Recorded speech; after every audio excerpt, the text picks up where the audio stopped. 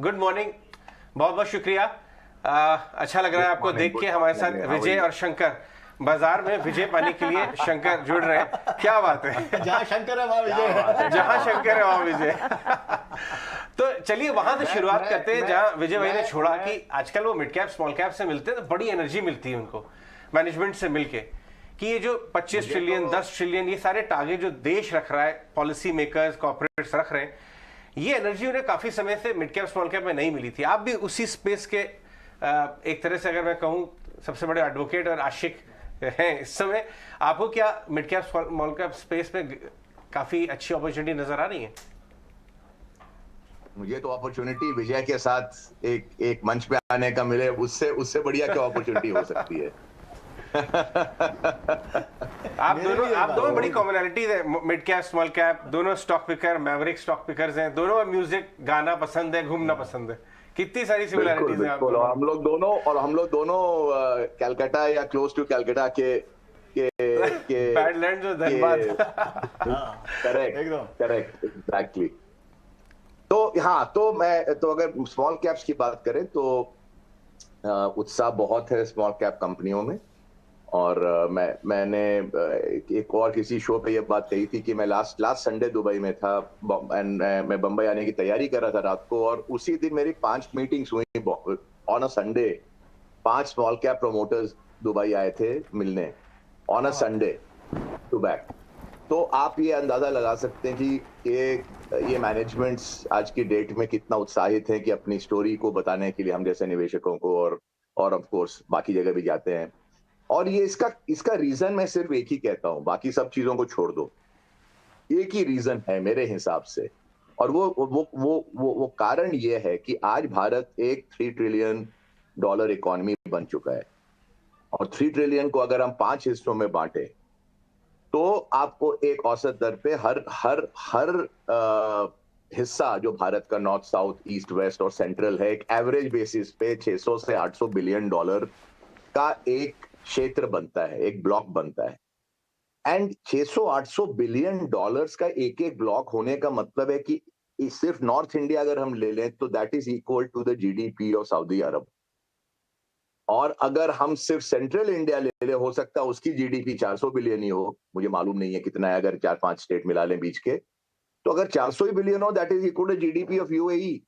तो आप इमेजिन कर सकते हैं कि एक एक जो अब हिस्सा है, टुकड़ा है भारत का, वो अपने आप में सेवरल कंट्रीज के बराबर इन टर्म्स ऑफ जीडीपी। तो ये जो छोटी कंपनियां हैं वो आप समझ लीजिए कोई नॉर्थ इंडिया में ही स्नैक फूड बेच रहा हो तो वो इफेक्टिवली स्पीकिंग एक होल समझ लीजिए एक सऊदी अरब को बेच रहा है या पार्ट ऑफ यूरोप को बेच रहा है।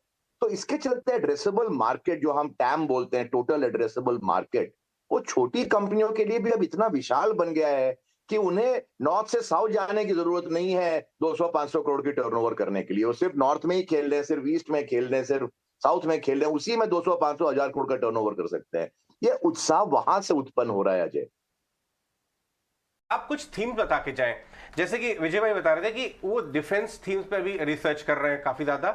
थोड़ा लॉपसाइडेड रेवेन्यू होता है तो समय के बाद आता है, एक साथ आता है। लेकिन आप कौन से स्मॉल कैप थीम्स के ऊपर रिसर्च कर रहे हैं? किस तरह के मैनेजमेंट से आप मिले? नाम मत बताइए भाई, लेकिन हमारे व्यूअर्स से कुछ बता के जाइए कहाँ रिसर्च करनी चाहिए।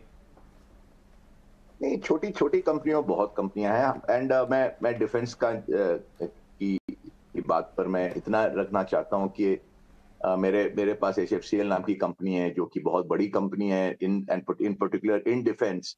तो मुझे डिफेंस का जो इंडस्ट्री है उसके बारे में कुछ नॉलेज है, बहुत ज्यादा नहीं लेकिन कुछ नॉलेज है। और नॉलेज ये कहता है मुझे कि इसमें बहुत लंपी रेवेन्यूज हैं, प्रेडिक्टेबिलिटी बहुत लो है और रेप्लिकेबिलिटी बहुत लो है कि इस साल टेंडर मिला, ऑर्डर मिले, फिर 2-2 साल उनके ऑर्डर नहीं आते हैं। तो हाँ, इसमें बहुत ज्यादा उत्साह है लोगों में, इन्वेस्टर्स में, लेकिन इसकी बेसिक इकोनॉमिक्स है कि आपके पास सिंगल बायर है और वो सिंगल बायर भी प्रेडिक्टेबल बायर नहीं है, प्लस टेंडर सिस्टम होते हैं जिसमें कि अगेन वो प्राइसिंग पे प्रेशर होता है। तो ये सब चीजें हैं इस सेक्टर में एंड देयरफॉर इस सेक्टर में मैंने अभी तक कोई निवेश नहीं किया है। मेरे पास HFCL है जो, क्योंकि वो उसमें डिफेंस एक कंपोनेंट है ओवरऑल पाई चार्ट में, नॉट ओनली डिफेंस।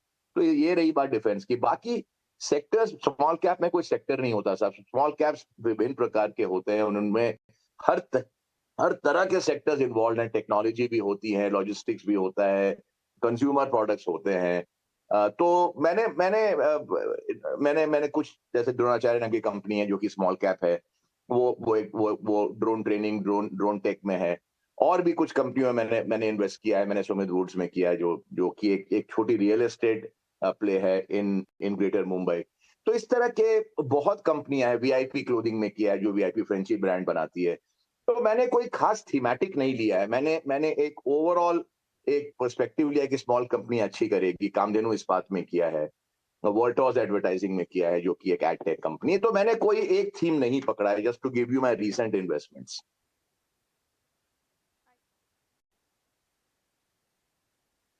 एक चीज और समझना चाहेंगे, क्योंकि जिस तरह से 2022 हमने देखा लिक्विडिटी टाइटनिंग रही, 2023 में क्या अब भी, और 2022 में भी ग्रोथ स्लोडाउन देखने को मिला, क्या 2023 में भी ग्रोथ स्लोडाउन जारी रह सकता है, या फिर अब आपको लगता है कि आईटी खरीदने का वक्त है, आईटी चल भी रहा है और अब सस्टेन करेंगे ये मूव्स इस साल?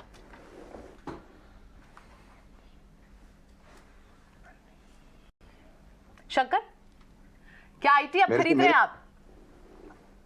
सॉरी, अच्छा आपने मेरे जी आईटी कर रहे हैं आप? हाँ, मैं आईटी पे पूछ रही हूँ कि क्या आप टेक्नोलॉजी स्टॉक्स को खरीदने का सही समय आ गया है? तो पहली बात, वो टेक्नोलॉजी नहीं है, वो आईटी सर्विसेज हैं। दोनों में बहुत बड़ा अंतर होता है टेक में। तो आईटी सर्विसेज मैं नहीं खरीद रहा हूं। मेरा ये मानना है कि अभी साइकिल उनके उनके उनके फेवर में नहीं है, क्योंकि उनकी जो मार्केट्स है लार्जली वेस्टर्न मार्केट्स है। एंड वेस्टर्न मार्केट्स में रिसेशन है, उसको माइल्ड कहें, स्ट्रॉन्ग कहें, जो भी कहें, लेकिन एक कटबैक्स है, उसमें स्पेंडिंग पर एक पाबंदियां हैं। तो अभी उस पर मैं ज्यादा उसमें फोकस नहीं कर रहा हूं। मैं डोमेस्टिक थीम्स पर ज्यादा खेल रहा हूं। जो एक्सपोर्ट ओरिएंटेड थीम्स होती हैं कंपनियां, वहां पर मैं उतना ज्यादा फोकस नहीं कर रहा हूं। आई थिंक भारत में ही इनफ ग्रोथ पॉकेट्स हैं, जैसा मैंने कहा, अलग अलग क्षेत्रों में जो जो जो कंपनियां काम कर रही हैं, और वहीं पर अनलिमिटेड चॉइस है in terms of investment opportunities. तो मैं एक्सपोर्ट ओरिएंटेड कंपनियों पर ध्यान नहीं दे रहा हूं फिलहाल। शंकर, वैसे देखें तो politics serves as a central role in equity markets, और आज का बजट का जो ऐलान है उससे इक्विटी मार्केट्स पर भी असर पड़ता दिखेगा। और सबसे बड़ी चीज, टैक्स के मोर्चे पर क्या निकल कर आ सकता है, इस पर नजर रहेगी। आपका क्या मानना है, सिल्वर लाइनिंग किस तरह से नजर आ सकती है, क्योंकि हर आम आदमी की निगाह जो है वो टैक्स के फ्रंट पर क्या निकल कर आएगा, इस पर जरूर रहेगी। ये सवाल मेरे से है? जी शंकर। अच्छा, तो मेरा ये मानना है इन शॉर्ट कि भारत में फिलहाल अगर प्रॉब्लम एरिया देखूं, तो प्रॉब्लम है, शॉर्टेज है डॉलर्स की। बिकॉज एफपीआई के आउटफ्लोज आप देख ही रहे हैं, बैलेंस ऑफ पेमेंट में डेफिसिट चल रहा है, एक्सपोर्ट ग्रोथ में ग्रोथ बोलना भी ठीक नहीं, बिकॉज ये तो डी ग्रोथ वाले माहौल में हम बैठे हुए हैं। तो इंडिया नीड्स डॉलर्स, और व्हेन इंडिया नीड्स डॉलर्स, एक प्रूडेंट फाइनेंस मिनिस्ट्री की पॉलिसी थिंक टैंक जो अगर है, तो उसको फॉरेन इन्वेस्टर्स को इंसेंटिवाइज करना चाहिए। जो फॉरेन एफपीआई पे टैक्स है उसको कट करना चाहिए। अभी ईगो का कोई टाइम नहीं है। अभी कहना चाहिए we need dollars to fund our BOP deficit, we need dollars to fund our current account deficit, and towards that goal, I think taxation should be very favorable towards foreign investors, whether FDI or FPI or whatever you want to call it. ये एक practical balanced thinking होगी। मुझे लगता नहीं ऐसा कुछ होगा, लेकिन होना, अगर मैं एफएम होता आज की डेट में, मैं एफपीआई के टैक्स को जीरो कर देता। आज की डेट में मुझे डॉलर्स की इतनी आवश्यकता है। और आप फिगर देख लें, जनवरी के फिगर देख लें, मतलब it's like an avalanche of outflows from India. We need to bring them back to India to fund our balance of payment deficits. Yes, बहुत बहुत शुक्रिया आज हमसे बात करने के लिए शंकर। मुझे पता है आपका बहुत बिजी दिन है, हमें जो आप हमारे साथ बात कर रहे हैं, और विजय भाई तो आज हमारे